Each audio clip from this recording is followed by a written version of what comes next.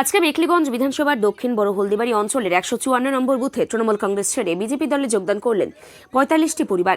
এদিন হলদিবাড়ি ব্লক তৃণমূল কংগ্রেসের সভাপতি মানস রায় বসুনিয়ার কাকা ভূপতি রায় বসুনিয়া ও মেখলিগঞ্জ বিধানসভার বিজেপি মনোনীত প্রার্থী দধিরাম রায় মহাশয়ের উপস্থিতিতে বিজেপির ঝান্ডা ধরেন। এই বিষয়ে কি বললেন মণ্ডল সভাপতি শঙ্কর বর্মন ও ভূপতি রায় বসুনিয়া, শুনে নিন।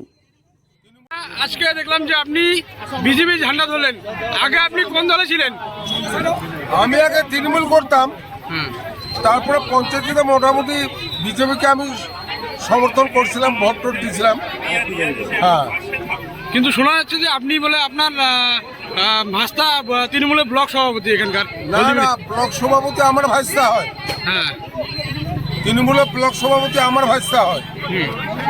হ্যাঁ, কিন্তু ভাইস্তা হলেই যে আমাকে করে থাকতে হবে এটা তো কথা না। ঠিক আছে।